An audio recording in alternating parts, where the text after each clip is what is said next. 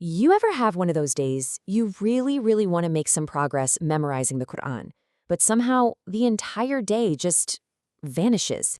Well, what if I told you there's a practical method that can fit into even the most chaotic schedules? Let's get into it. Yeah, this quote, it really gets right to the heart of the matter, doesn't it?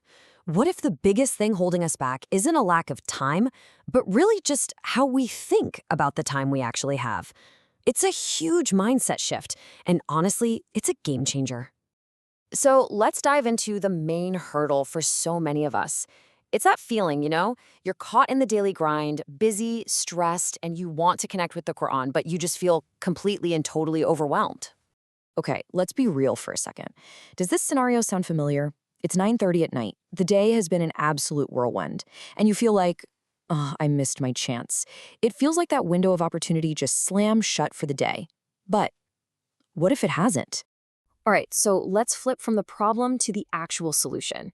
Here's a real tactic that's designed for those little pockets of time we all have. Like sitting in your car, right at the end of the day. All you really need is about 30 minutes of focused effort.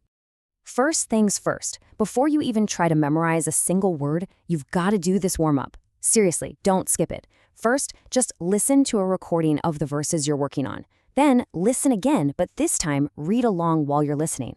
By using both your ears and your eyes, you're basically priming your brain for what's to come. It makes the actual work so much easier. Okay, now here's the engine of the whole technique. It's all about chunk and connect. Instead of trying to swallow a whole page at once, you just take one small piece, maybe 3 lines, and you just repeat it until it sticks. Then you do the same thing for the next little chunk. And here's the magic part. You immediately connect that new piece to the first one, reciting them both together. You're building a chain, link by link. It's a simple but really powerful cycle. But let's set a super realistic expectation right now. This first 30-minute session, it's not about creating some kind of permanent, rock-solid memory. It's really just about getting the words into your short-term memory. And like the quote says, that initial memorization is fragile. It's going to fade, and fade quickly, if you just stop here. And understanding that is so key because it leads us straight to the next huge piece of the puzzle, your mindset. This isn't just about a clever technique. It's about the psychology behind the whole process. We all know that discouraging voice in our head, right? The one that says, I'm too slow, or I'm just not good at this. But take a look at the reality. The person behind this very method admits that when they first started, it took them days just to memorize a single page. Days! So speed isn't some gift you're born with. It's a skill you build with practice, just like anything else. And this quote just seals the deal. When you see someone else memorizing quickly, don't let that discourage you. It should be proof of what's possible after consistent effort. The struggle, the slowness you feel at the beginning, that is not a sign that you're failing. It is just part of the process. It's what everyone goes through.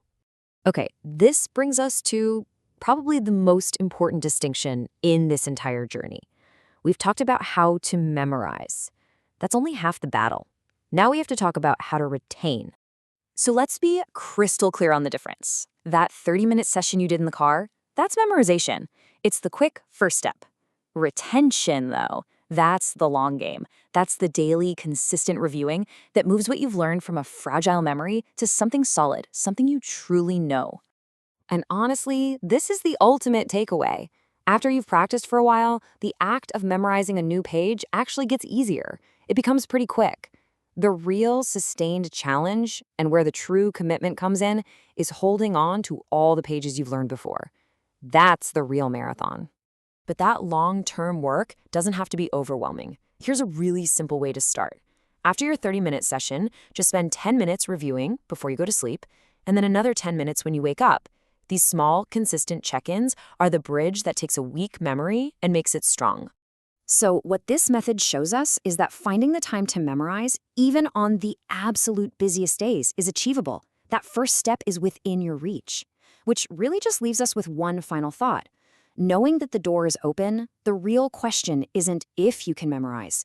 It's, are you ready to commit to the beautiful long-term work of retention?